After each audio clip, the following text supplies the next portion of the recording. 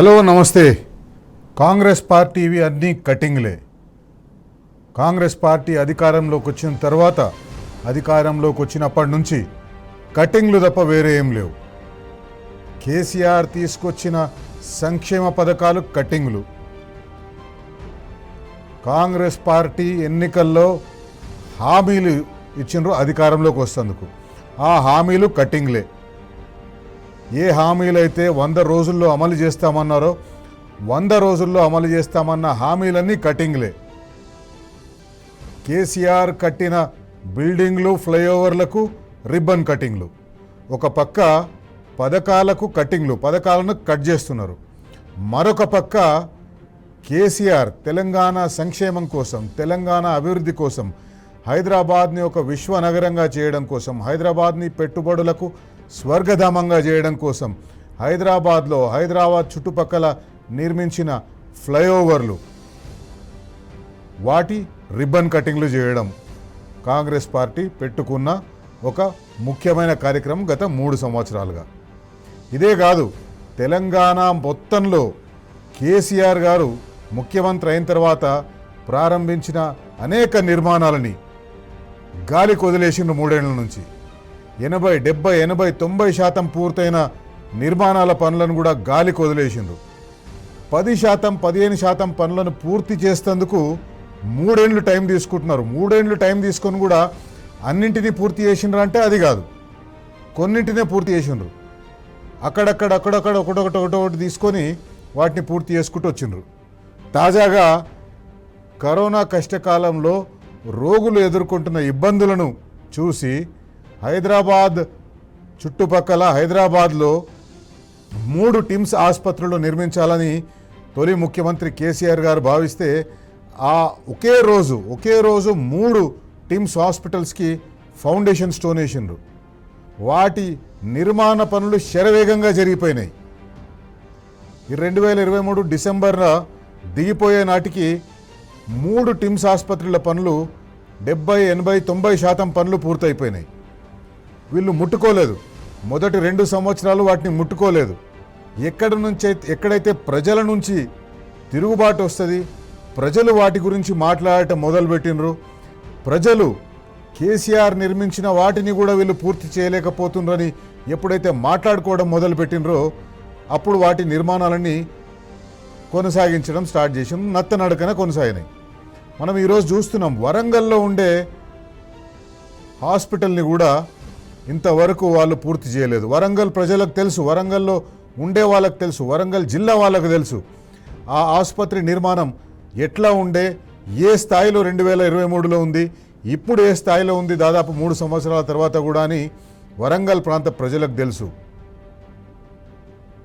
ఈ రోజుకు కాంగ్రెస్ పార్టీ చేస్తున్నదల్లా ఒకటి, కేసీఆర్ ఆనవాళ్ళు చెరిపేయడం కోసం ఆయన పెట్టిన పథకాలని కట్టింగులు చేయడం, కట్ చేయడం. ఏ పథకాలు కట్ చేసిండ్రు? కళ్యాణ లక్ష్మి, షాదీ ముబారక్. ఇది ఎందుకంటే ఇది రీసెంట్గా ఉంది కాబట్టి దాన్ని మనం మాట్లాడుకోవాలి.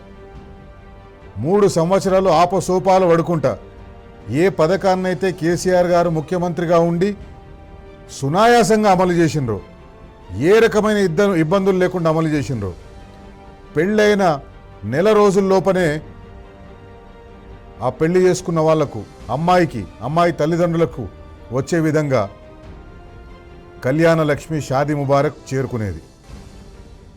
3 సంవత్సరాలు ఆపసోపాలు పడ్డది కాంగ్రెస్ పార్టీ ఆ పథకాన్ని కంటిన్యూ చేసేందుకు. ఇక మాతోటి అయితలేదన్నట్టు చేతులు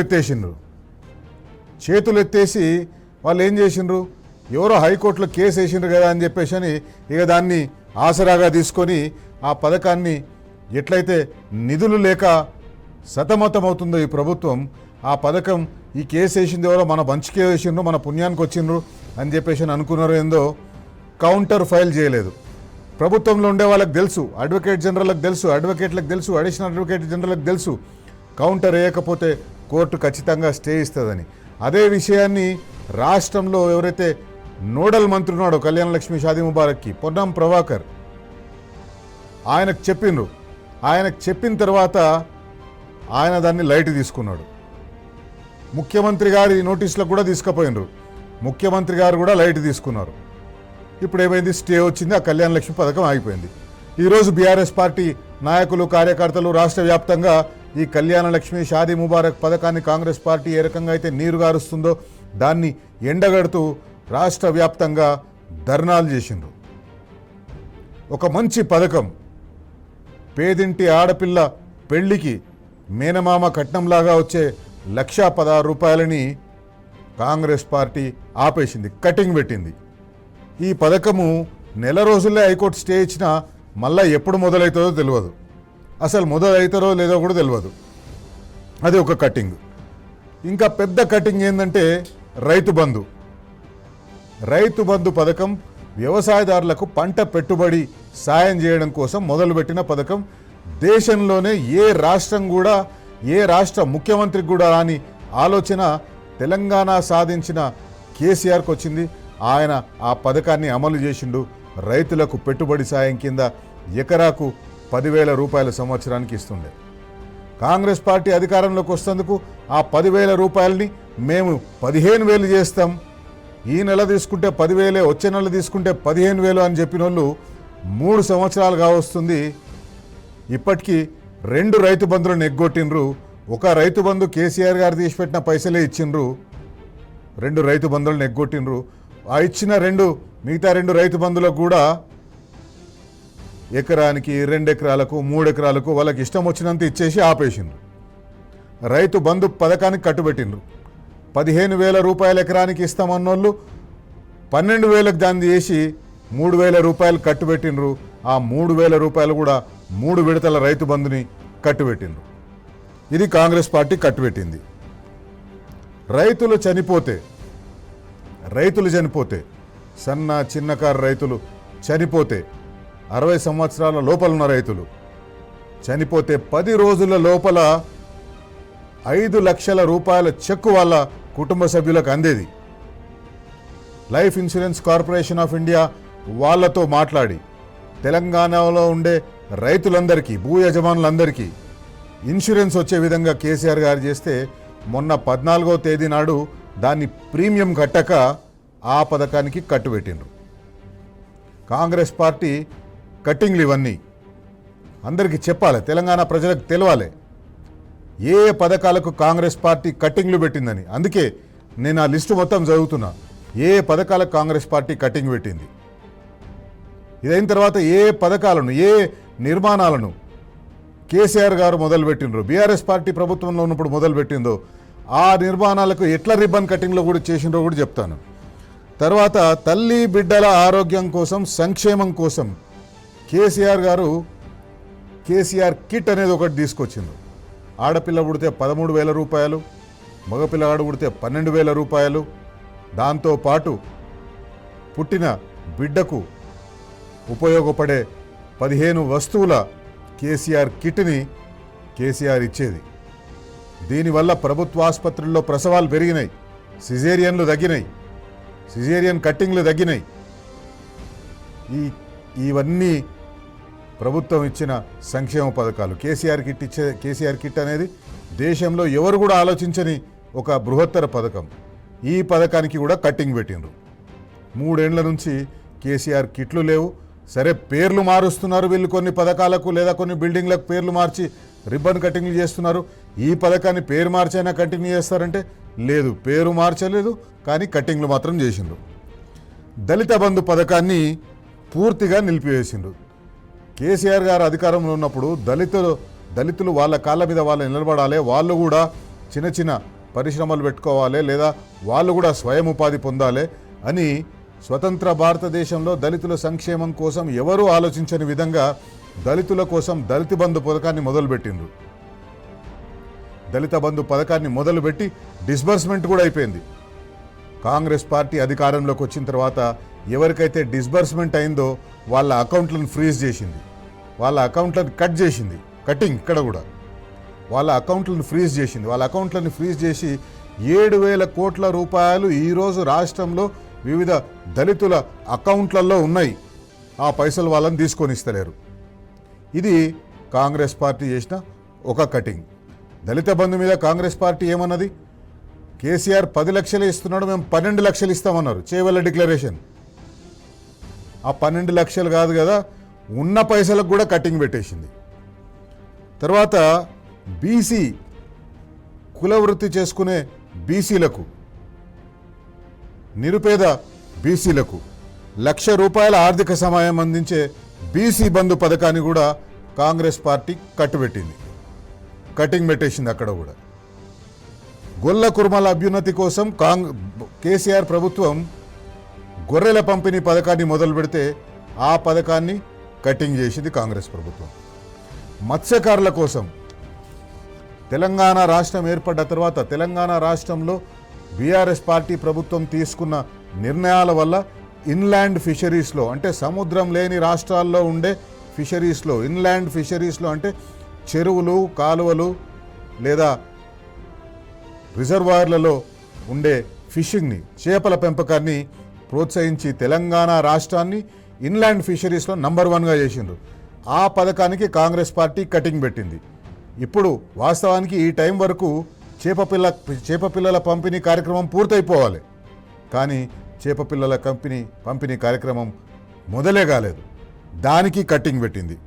చేనేత కార్మికులకు ఇచ్చే పొదుపు నిధి పథకానికి కూడా కాంగ్రెస్ పార్టీ ప్రభుత్వం కటింగ్ పెట్టింది. ఇవి తెలంగాణ సంక్షేమం కోసం, తెలంగాణ రాష్ట్రాన్ని సంక్షేమ రంగంలో నంబర్ 1గా నిలపడం కోసం, తెలంగాణ రాష్ట్రాన్ని ఆదాయంలో దేశంలో నంబర్ 1గా నిలపడం కోసం, తెలంగాణ రాష్ట్రాన్ని వరి ధాన్య ఉత్పత్తిలో దేశంలో నంబర్ 1గా నిలపడం కోసం కేసీఆర్ ప్రభుత్వం చేసిన పథకాలు, తీసుకొచ్చిన పథకాలు, ఈ పథకాలన్నీ కట్టింగ్ పెట్టింది. ఈరోజు తెలంగాణ రాష్ట్రం ఈ అన్ని రంగాల్లో 2023 వరకు ఏ స్థానంలో ఉండేనో ఆ స్థానంకి వెళ్ళి కిందికి దిగజారినాయి, కిందికి పడిపోయినాయి. ఇది కటింగ్లు. మళ్ళీ రిబ్బన్ కటింగ్లకు వద్దాం. ఇప్పుడు రిబ్బన్ కటింగ్లు, ఏ రిబ్బన్ కటింగ్లు చేసిండు కాంగ్రెస్ పార్టీ అధికారంలోకి వచ్చిన తర్వాత? దాదాపు 3 సంవత్సరాలు కావస్తుంది. ఇంకో 2 నెలలు అయితే 3 సంవత్సరాలు అవుతుంది కాంగ్రెస్ పార్టీ అధికారంలోకి వచ్చి. అధికారంలోకి వచ్చిన తర్వాత ఒక్క ఇటుక పెట్టలేదు ఏ కొత్త పథకానికి. దాదాపు 70, 80, 90% పూర్తయిన ఏ ఒక్క నిర్మాణాన్ని కూడా వాళ్ళు 3 సంవత్సరాల్లో పూర్తి చేయలేదు. అక్కడొకటి ఇక్కడొకటి పూర్తి చేసిండ్రు. ఏ పథకాలకు వీళ్ళు రిబ్బన్లు కట్ చేసిండ్రు? Bairamalguda flyover strategic road development programme కింద ఈ పని మొదలైతే ఎల్బీ నగర్ నియోజకవర్గంలో నిర్మించిన 2వ లెవెల్ ఫ్లైఓవర్ ఇది.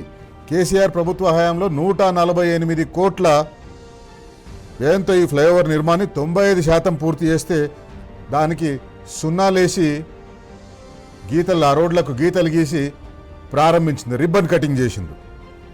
అట్లాగే మనము జూ పార్క్ ఫ్లైఓవర్ని కూడా వాళ్ళు రిబ్బన్ కట్ చేసి మొదలుపెట్టిండ్రు. ఆ నిర్మాణం మొత్తం 2023 వరకే పూర్తయిపోయింది. అట్లాగే చనాకా కొరాటా బ్యారేజ్ ఆదిలాబాద్ జిల్లాలో పెన్గంగా నదిపై నిర్మించిన అంతర్రాష్ట్ర సాగునీటి ప్రాజెక్ట్ 1,200 కోట్ల రూపాయలు ఖర్చు చేసి నిర్మించిన ఈ ప్రాజెక్ట్ని బ్యారేజ్, పంప్ హౌస్లు, సబ్స్టేషన్లు అన్నీ నిర్మించిండ్రు. సెప్టెంబర్ 2023లోనే బీఆర్ఎస్ హయాంలో విజయవంతంగా వెటరన్ కూడా పూర్తయింది. కానీ కాంగ్రెస్ పార్టీ వచ్చి దాన్ని రిబ్బన్ కట్ చేసింది. ఉస్మానియా యూనివర్సిటీ హాస్టల్లో రీడింగ్ రూమ్లు, తర్వాత విద్యార్థుల కోసం నిర్మించిన దుందుబి మరియు భీమా బాయ్స్ హాస్టల్స్, ఈ 2 హాస్టల్స్ కూడా బీఆర్ఎస్ అధికారంలో ఉన్నప్పుడు నిర్మిస్తే కాంగ్రెస్ పార్టీ అధికారంలోకి వచ్చిన తర్వాత రిబ్బన్లు కట్ చేసింది. బాచుపల్లి ఫ్లైఓవర్ హైదరాబాద్ వ్యాప్తంగా సిగ్నల్ రహిత ప్రయాణం ఉండేటట్టు చూడడం కోసం కేసీఆర్ గారు ప్రవేశపెట్టిన SRDP strategic road development project phase 1 కింద తలపెట్టిన 48 ప్రాజెక్టులో ఇది కూడా ఒక ప్రాజెక్టు. ఈ ప్రాజెక్టు దాదాపు 95% పూర్తయిపోయింది. ఇది బాచుపల్లి ఫ్లైఓవర్. మిగిలిన కొద్దిపాటి పనులు చేసేందుకోసం వీళ్ళు 2 ఏళ్ళు తీసుకున్నారు. 2 ఏళ్ళు తీసుకొని 2026 జూన్లో దీన్ని రిబ్బన్ కట్ చేసిండ్రు. నిన్ననే ముఖ్యమంత్రి ములుగు జిల్లా పోయిండు. ములుగు జిల్లాలో కట్టిన కలెక్టరేట్ కూడా తెలంగాణ రాష్ట్రం ఏర్పడ్డ తర్వాత దాదాపు 23 కొత్త జిల్లాలు ఏర్పాటైనాయి. అంతకుముందు 10 జిల్లాలుండే 23 కొత్త జిల్లాలు ఏర్పాటైనాయి. 23 కొత్త జిల్లాల్లో కొత్త కలెక్టరేట్లను నిర్మించారు. Integrated collectorate complex. ఈ ఇంటిగ్రేటెడ్ కలెక్టరేట్ కాంప్లెక్స్లు అన్నింటినీ కూడా బీఆర్ఎస్ పార్టీ అధికారంలో ఉన్నప్పుడు నిర్మించింది. నిన్న ములుగులో ముఖ్యమంత్రి ప్రారంభించిన ములుగు కలెక్టరేట్ కూడా కేసీఆర్ హయాంలో నిర్మాణం దాదాపు పూర్తయ్యే స్థాయికి వస్తే ఈరోజు పోయి రిబ్బన్ కట్ చేసుకున్నారు. ఇట్లా ఎక్కడికక్కడ రిబ్బన్లు కట్ చేయడం లేదా పథకాలని కట్ చేయడం, ఈ కట్టింగ్లు తప్పిస్తే వేరే ఏం లేవు. ఇంకొక కటింగ్లు చేస్తున్నారు. ఇంకొక కటింగ్లు ఏంటంటే, ప్రజలు దాదాపు 20-30 సంవత్సరాల నుంచి లేఅవుట్లలో ప్లాట్లు కొనుక్కొని ఇల్లు కట్టుకొని ఇండ్లల్లో ఉంటుంటే నిషేధిత జాబితా అనేది ఒకటి తీసుకొని వచ్చి వాళ్ళందరి ఇండ్లు కూడా నిషేధిత జాబితాలో పెట్టి వాళ్ళు అమ్ముకోవాలనుకున్నా లోన్లు తీసుకోవాలనుకున్నా దాన్ని చేయలేక దానికి కటింగ్ పెట్టిండ్రు, నిషేధిత జాబితాలో పెట్టేసిండ్రు. ఆఖరికి ముఖ్యమంత్రి రేవంత్ రెడ్డి ఇల్లును కూడా నిషేధిత జాబితాలో పెట్టిండ్రు. ముఖ్యమంత్రి రేవంత్ రెడ్డి ఇల్లును కూడా పెట్టిందని మీరు అనుకోవచ్చు. ఇక్కడనే ఉంది మోసం అంతా. ముఖ్యమంత్రి రేవంత్ రెడ్డి ఇంటిని ఎందుకు పెట్టిన దాంట్లో అంటే, ఇక ముఖ్యమంత్రి రేపు పొద్దున వచ్చి చెప్తాడు, అరే నా ఇంటిని నిషేధిత జాబితాలో పెట్టిండ్రు, ప్రభుత్వం పారదర్శకంగా ఉంది, నా ఇల్లును కూడా ఇడిచిపెట్టలేదు అని ముఖ్యమంత్రి చెప్తాడు. ఇండ్ల మంత్రి, భూముల మంత్రి పొంగులేటి శ్రీనివాసరెడ్డి ఇదే మాట చెప్తాడు. ముఖ్యమంత్రి ఇంటిని కూడా పెట్టినమయ్యా, ఆఖరికి ఇవన్నీ సరిచేయాలని చెప్పేసనే, ఇక మామూలు వాళ్ళ ఇళ్ళెంత అని చెప్తాడు. ఖచ్చితంగా ముఖ్యమంత్రి కూడా ఇదే మాట చెప్తాడు. రేపు ఎల్లుండో మాట్లాడాడు అమెరికా పోయే ముందు, కానీ మాట్లాడితే ఆయన ఖచ్చితంగా ఇదే చెప్తాడు, నా ఇల్లు కూడా నిషేధిత జాబితాలో ఉంది, నన్నేం చేయమంటారు అని చెప్పేసి అడుగుతాడు. దానికోసమే ముఖ్యమంత్రి ఇంటిని నిషేధిత జాబితాలో పెట్టిండ్రు. అంటే మిగతా వాళ్ళది నిషేధిత జాబితాలో పెట్టిన దాన్ని సమర్థించుకోవడం కోసం ఆయన ఇంటిని కూడా నిషేధిత జాబితాలో పెట్టిండ్రు. ఒకవేళ ముఖ్యమంత్రి గారు తారతమ్యాలు లేకుండా, తనమన భేదాలు లేకుండా ఒకవేళ మీ ఇంటిని నిషేధిత జాబితాలోనే పెట్టినట్టయితే, మరి అదే తరతమ భేదాలు లేకుండా దుర్గం చెలువు FTLలో ఉన్న మీ అన్న ఇంటిని ఎందుకు గులగొడతలేరు? తరతమ భేదాలు ఉండేవంటున్నారు కదా, మీ అన్న ఇంటిని ఎందుకు గులగొడతలేరు? పొంగులేటి శ్రీనివాసరెడ్డి, మహేందర్ రెడ్డి వీళ్ళ ఫామ్ హౌస్లని, వీళ్ళ ఇండ్లని FTL లెవెల్లో బఫర్ జోన్లో ఉన్న వాటిని ఎందుకు గులగొడతలేరు? ఇది కాంగ్రెస్ పార్టీ ఆడుతున్న నాటకం, డ్రామా. ప్రజలు గుర్తించాలి, ప్రజలు గుర్తెరగాలి. ఈ కాంగ్రెస్ పార్టీ రిబ్బన్ కట్టింగ్ల మీద ప్రజలు మాట్లాడాలి, కాంగ్రెస్ పార్టీ పథకాల కట్టింగ్ల మీద ప్రజలు మాట్లాడాలి. అన్ని కట్టింగ్లు, రిబ్బన్ కట్టింగ్లు, ఇవన్నీ ప్రజలు అడిగితే, ఇవన్నీ ప్రజల పక్షాన నిలబడి ప్రతిపక్ష పార్టీలు అడిగితే నోటి నుంచి ఇష్టం వచ్చిన మాటలు వస్తాయి, నోటి నుంచి ఇష్టం వచ్చిన బూతులు మాట్లాడతారు. ప్రతిపక్ష పార్టీ నాయకులను నిందిస్తారు, ప్రతిపక్ష పార్టీలు క్షుద్ర పూజలు చేస్తున్నారంటారు, ప్రతిపక్ష నాయకులను తిట్టరాని భాషలో, మనం చెప్పరాని భాషలో తిడతారు, వాళ్ళని బెదిరించడానికి చూస్తారు, కేసులు పెట్టి బెదిరించడానికి చూస్తారు, ఎంక్వైరీ కమిషన్లు వేసి బెదిరించడానికి చూస్తారు. కానీ ప్రజల తరఫున నిలబడి అడగడం కోసం టీ న్యూస్ ఉంది. టీ న్యూస్ ఎప్పటికప్పుడు ప్రజల పక్షాన నిలబడి ముఖ్యమంత్రి రేవంత్ రెడ్డి, కాంగ్రెస్ పార్టీ ప్రభుత్వం ఆడుతున్న ఈ డ్రామాలను, ఆడుతున్న ఈ నాటకాలను ఎప్పటికప్పుడు ప్రజల ముందు తెరిచి చూపిస్తుంది, ప్రజలకు వివరంగా చెప్తుంది, ప్రజలకు వివరించి చూపిస్తుంది. అందుకే ఈరోజు మన కార్యక్రమంలో ఈ కట్టింగ్ లేంది, ఈ పథకాల కట్టింగ్ లేంది, ఈ రిబ్బన్ కటింగ్ లేంది, పథకాల కట్టింగ్లు, రిబ్బన్ కటింగ్లు కాకుండా మీరేమైనా సంక్షేమం చేస్తున్నారా? కొత్తగా సంక్షేమ పథకాలు మొదలు పెడుతున్నారా? మీ కాంగ్రెస్ పార్టీ ఇచ్చిన 6 గ్యారంటీలని కట్టింగ్లు చేయకుండా ఇస్తున్నారా? మహాలక్ష్మి పథకం అన్నారు, మహాలక్ష్మి పథకంలో 3-4 పథకాలు ఉన్నాయి. ఫ్రీ బస్ ఒకటి ఇచ్చి మిగతా వాటికి అన్ని కట్టింగ్లు పెట్టి ఆ పథకం అమలైపోయిందని చెప్తున్నారు. రుణమాఫీ 2 లక్షల లోపల రుణం తీసుకున్న వాళ్ళందరికీ రుణాలు మాఫీ చేసేస్తాం. ఒకవేళ మీ దగ్గర 2 లక్షల రూపాయల పైన ఉంటే ఆ మిగతాది కట్టేయండి, మీది 2 లక్షలు మాఫీ అయిపోతుంది అన్నారు. అది కట్టింగ్ పెట్టిండ్రు. రైతు భరోసా, రైతు బంధుని పేరు మార్చి రైతు భరోసా అని పెట్టిండ్రు. రైతు భరోసాలో రైతులకు 15,000 రూపాయలు ఎకరానికి ఇస్తామన్నారు. 3,000 రూపాయలు కట్టింగ్ పెట్టి 12,000కే దాన్ని చేసిండ్రు. రైతు కూలీలకు సంవత్సరానికి 12,000 రూపాయలు ఇస్తామన్నారు. అది కట్టింగ్ పెట్టిండ్రు. కౌలు రైతులకు భూ యజమానులకు ఇచ్చినట్టుగానే కౌలు రైతులకు కూడా ఎకరానికి 12,000 రూపాయలు ఇస్తామని చెప్పేసి అన్నారు. అది కట్టింగ్ పెట్టిండ్రు. ఇక మిగతా కట్టింగ్ల లిస్టు చాలా ఉంది. వాళ్ళు మొత్తం వాళ్ళ మేనిఫెస్టోనే కట్టింగ్ పెట్టేసిండ్రు. ఆ మేనిఫెస్టోనే కత్తెర తీసుకొని అడ్డం పొడుగు అంతా కట్ చేసి ప్రజలు దాని గురించి తెలియదు అనుకుంటున్నారు. ప్రజలు ఆ మేనిఫెస్టో గురించి మాట్లాడాలనుకుంటున్నారు. కానీ ముఖ్యమంత్రి రేవంత్ రెడ్డి గారు, కాంగ్రెస్ పార్టీ నాయకులారా, మీరందరూ గుర్తించండి, ప్రజలకు అవన్నీ గుర్తున్నాయి. ప్రజలు ఎప్పటికప్పుడు నిలదీస్తున్నారు, ప్రజలు ఎప్పటికప్పుడు అడుగుతున్నారు.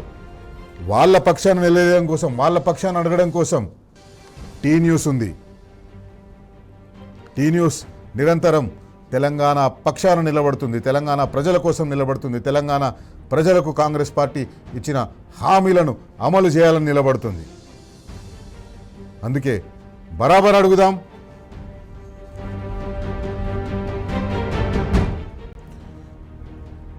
కాంగ్రెస్ పార్టీ నాయకులారా, ముఖ్యమంత్రి రేవంత్ రెడ్డి గారు, మిగతా మంత్రులు, పిసిసి అధ్యక్షులు, బరాబర్ అడుగుదాం. బీఆర్ఎస్ ప్రభుత్వం కట్టిన టిమ్స్ హాస్పిటల్కు రంగులేసి ప్లాస్టరింగ్, అక్కడక్కడ మిగిలిపోయిన ప్లాస్టరింగ్ పనులు చేసి బోర్డు పెడితే మీరు కట్టినట్టే అవుతుందా? మీరు కట్టినట్టు ప్రచారం చేసుకుంటారా? క్రెడిట్ చోరీ కోసం మీరు ఇంతకు దిగజారుతారా? బరాబర్ అడుగుదాం.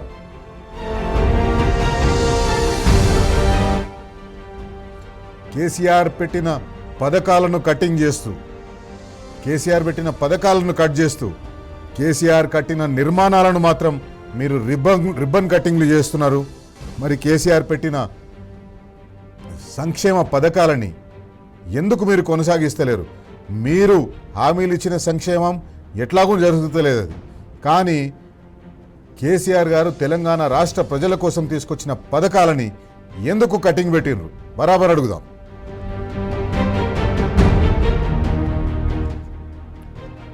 33 నెలలైతుంది కాంగ్రెస్ పార్టీ అధికారంలోకి వచ్చి. మీరు ఎక్కడైనా ఏదైనా ఒక కొత్త నిర్మాణం తలపెట్టినరా? కొత్త నిర్మాణం మీరు స్టార్ట్ చేసి పూర్తి చేసినరా? చేయలేదు. కేవలం డ్రామాలు. కేసీఆర్ నిర్మించిన నిర్మాణాలకు రిబ్బన్ కటింగ్లు చేసి మీరు క్రెడిట్ చోరీ చేస్తున్నారు. ప్రజాధనం లూటీ, భూముల దోపిడీ, ఇదేనా ప్రజాపాలన? బరాబర్ అడుగుదాం.